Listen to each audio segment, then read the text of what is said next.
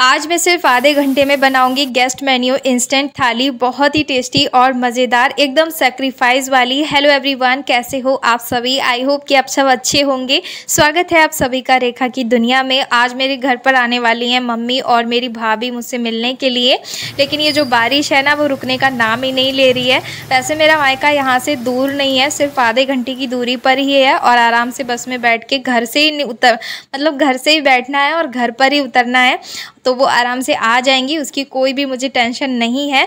लेकिन मुझे यहाँ ये टेंशन हो रही थी सुबह से कि क्या बनाऊंगी। तो सुबह 7 बजे मुझे भाभी का कॉल आया था कि हम लोग आ रहे हैं, तो मैंने तुरंत से ही एक से दो कटोरी जो चना है ना वो गर्म पानी में थोड़ा सा सोडा डाल के मैंने ये भिगोने के लिए रख दिए थे। और आप इमेजिन नहीं करेंगे, 2 से ढाई घंटे में आराम से ये उबल गए। मतलब अभी 8 साढ़े 8 समथिंग बज रहे होंगे और मुझे सिर्फ आधे घंटा ही है खाना तैयार करने में, क्योंकि भाई जब वो आएंगे तो मुझे भी थोड़ा बहुत टाइम चाहिए उनसे बात करने के लिए। मैं सिर्फ खाना नहीं बनाती रहूँगी, तो इसीलिए उनके आने से पहले मैं यहाँ रेसिपी बनाकर तैयार करूँगी। चलिए, अब ये जो कंटेनर है ना, इसके बारे में बहुत ज़्यादा आप लोग पूछ रहे थे, तो ये मैंने मीशो से मंगाया था। और इस कंटेनर को मंगवाने के लिए आप मीशो पर ना लेटेस्ट किचन टूल करके सर्च करोगे तो ये आ जाएगा। बहुत सस्ता है और आप सबके किचन में ये होना चाहिए, तो आप मंगवा सकते हैं वहाँ से।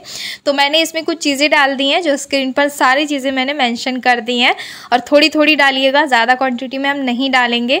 अब ये जो चना है ना, ये थोड़ी देर अगर और भीगता तो काफ़ी अच्छा रहता, लेकिन ये बहुत ही अच्छे से बॉयल होगा और एकदम सॉफ्ट उबलेगा। तो इसके लिए मैंने डाल दिया इसमें ½ टीस्पून खाने वाला जो मीठा सोडा होता है ना, वही।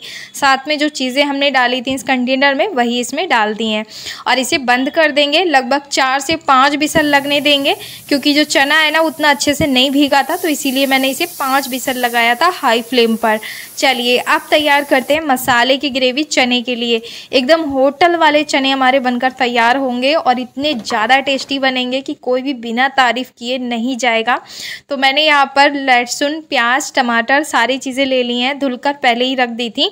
और घर के भी थोड़े बहुत काम मैं अभी बैकग्राउंड में कर रही हूँ, जो मैं शूट नहीं करती हूँ। तो यहाँ पर मैंने 2 टमाटर लिए हैं ग्रेवी बनाने के लिए, साथ में 2 से ढाई प्याज ले ली थी, उसको मोटा मोटा चॉप कर लिया है। और इधर लिए मैंने प्याज, लहसुन और हरा मिर्च। तो इसी के साथ मैं सारी चीज़ों को पीस लूँगी। मतलब टमाटर और प्याज को हम अलग अलग नहीं पीसेंगे, एक साथ ही पीस लेंगे। जल्दबाजी में जब भी आपको इस तरह से खाना बनाना हो तो आप प्यूरी जो है ना वो एक साथ बनाकर तैयार कीजिएगा, बहुत ज़्यादा टाइम बचेगा आपका। तो यहाँ पर जो चना है ना वो उबल चुका है, उसे 5 विसल आ गए हैं, तो मैंने कुकर को रख दिया एक साइड में और उसकी जो गैस है उसे निकलने देंगे। तब तक यहाँ पर ऑयल गरम करके ज़ीरा ऐड कर दिया है और सारा मसाला एक साथ डाल दिया है इसमें। अब जो सूखे मसाले ना वो भी इसके साथ ही डाल देंगे, हम अलग अलग नहीं भूनेंगे, नहीं तो टाइम और ज़्यादा चला जाएगा उसमें। तो मैं इसी के साथ डाल रही हूँ 1 चम्मच भर के चना मसाला, साथ में धनिया है पिसा हुआ, ½ टीस्पून रेड चिली डाली है तीखी वाली, और 1 टीस्पून हल्दी, 1 टीस्पून कश्मीरी लाल मिर्च डाली है। और बस सारे मसालों को एक साथ पकने देंगे और ढककर पकाएंगे ना तो इसकी खुशबू बनी रहेगी और रेसिपी बहुत ज़्यादा टेस्टी बनेगी।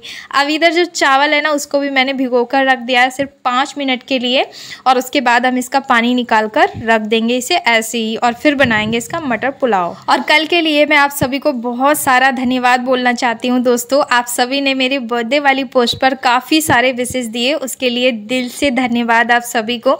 इस तरह के कमेंट जब आपके आते हैं तो लगता है कि हाँ कोई है लाइफ में जो हमें सपोर्ट करता है, तो थैंक यू सो मच आप सभी को। यहाँ पर मैंने 2 चम्मच के बराबर दूध की मलाई ऐड कर दी है, बहुत ही बढ़िया ग्रेवी बनती है इस तरह से। साथ में नमक डाल दिया है स्वाद के अनुसार, ज़्यादा नमक नहीं डालेंगे क्योंकि जो चना मैंने उबाला था ना उसमें भी नमक ऐड किया है, तो उसी के अकॉर्डिंग डालिए। और ये जो ग्रेवी है ना आप इसे पनीर मसाला भी बना सकते हो, बहुत ज़्यादा स्वादिष्ट बनेगा। चलिए अब जो चना है ना वो सारा हमने इसमें ऐड कर दिया है पानी के समेत ही, क्योंकि हमने चना को अच्छे से धुलकर उबाला था। तो सारा चना का जो पानी रहता है उसमें काफ़ी ज़्यादा प्रोटीन रहता है, तो उसको फेंकेंगे नहीं और इसको भी धीमी आंच पर पकने देंगे 10 मिनट के लिए। तब तक मैं यहाँ लगा रही हूँ पूड़ी का आटा। और जो पूड़ी का आटा है ना आपकी एक एक पूड़ी गोलगप्पे की तरह फूल कर बने, उसके लिए आपको सिर्फ ये करना है कि आपको जो आटा है पूड़ी का वो थोड़ा सा सख्त लगाना है, गीला मत लगाइएगा ज़्यादा।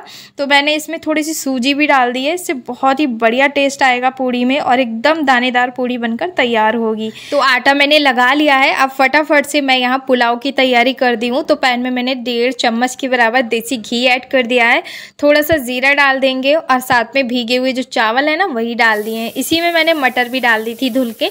ये फ्रोजन वाली मटर है, ताज़ा मटर नहीं आ रहे हैं अभी हमारे यहाँ पर मार्केट में। तो अच्छे से ना मतलब चावलों को ज़्यादा नहीं चलाएंगे, नहीं तो वो टूट जाते हैं। तो बस यहाँ थोड़े से ही चला रही हूँ मैं, और लगभग 1 से 1.5 गिलास पानी में इसमें ऐड कर दी हूँ। अंदाजे से ही ऐड कर रही हूँ, नाप के नहीं डाल रही हूँ, क्योंकि बहुत ज़्यादा जल्दी हो रही है मुझे। और मुझे भाभी ने बताया था कि वो लोग 10 बजे तक आ जाएंगी, उसके बाद थोड़ी बहुत बातें भी करनी होती हैं। तो मैं सोच रही हूँ यहाँ फटाफट से मैं उनके आने से पहले ही खाना बनाकर तैयार कर लूँ। तो यहाँ देख सकते हैं आप, चना जो है ना वो मोस्टली पककर तैयार हो ही चुका है। ग्रेवी वाला ही चाहिए क्योंकि हमने पुलाव बनाया है साथ में। तो उसमें मैंने थोड़ा सा धनिया डाल के गैस की फ्लेम को एकदम स्लो कर दिया है 2 मिनट के लिए। और तब तक यहाँ पुलाव भी एकदम से रेडी हो चुका है बनकर। और आप ना इसमें ऊपर से थोड़ा सा घी और डाल देंगे तो ये एकदम खिला खिला बन जाएगा। तो चलिए, पुलाव भी बन गया है, छोले भी बन गए हैं। अब मैं यहाँ पर बना रही हूँ गर्मा गर्म पूड़ियाँ। और मेहमान आ चुके हैं, लेकिन मैं वीडियो नहीं बना पाई थी क्योंकि मैं अकेली थी और ध्रुव भी उधर परेशान कर रहे थे। और जो मेरी भैया का बेटा मतलब मेरी भाभी का बेटा है ना वो भी आया था, तो इसीलिए तो मैंने ज़्यादा वीडियो वगैरह शूट की नहीं थी। और इतना ज़्यादा ब्लॉगिंग मैं अब करती नहीं हूँ और उतना अच्छा भी नहीं लगता। तो यहाँ पूड़ियाँ भी उतारती जा रही थी, तो ज़्यादा नहीं उतारनी थी, बस 2-4 ज़्यादा मतलब 2-2 पूड़ियाँ हम लोग खा लें इतनी ही उतारनी थी मुझे। और हस्बैंड अभी आए नहीं थे तो इसीलिए बस उन दोनों के लिए ही मैं यहाँ निकाल रही थी पूड़ियाँ, और बाकी एक एक बच्चे भी खा लें इतनी। तो जितना आप देख रहे हैं ना यहाँ पर लगभग 6 से 7 ही पूड़ियाँ थी, ज़्यादा नहीं थी, तो इतनी ही मैंने निकाली थी। बाकी जब हस्बैंड आ गए थे तो उसके बाद बनाई थी।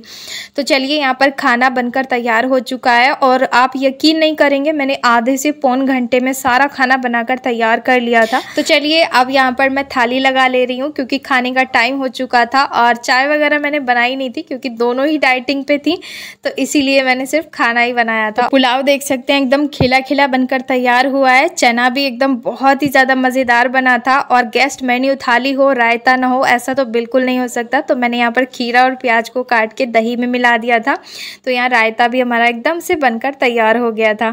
तो बहुत ही टेस्टी और एकदम देसी थाली यहाँ पर बनकर तैयार हो गई है दोस्तों। गेस्ट मेन्यू या फिर आप बच्चों के लिए बना रहे हैं या फिर आप कोई भी छोटा मोटा फंक्शन है घर में, ये थाली अगर आप बनाएंगे ना तो सभी बहुत ज़्यादा खुश हो जाएंगे। तो चलिए देते हैं। और यहाँ पर खाना लग गया था और मैंने भी अपने लिए निकाल लिया। तो चलिए दोस्तों, मिलती हूँ एक और मज़ेदार रेसिपी लेकर। अपना ध्यान रखिएगा, खुश रहिए, मस्त रहिए। Bye bye, take care.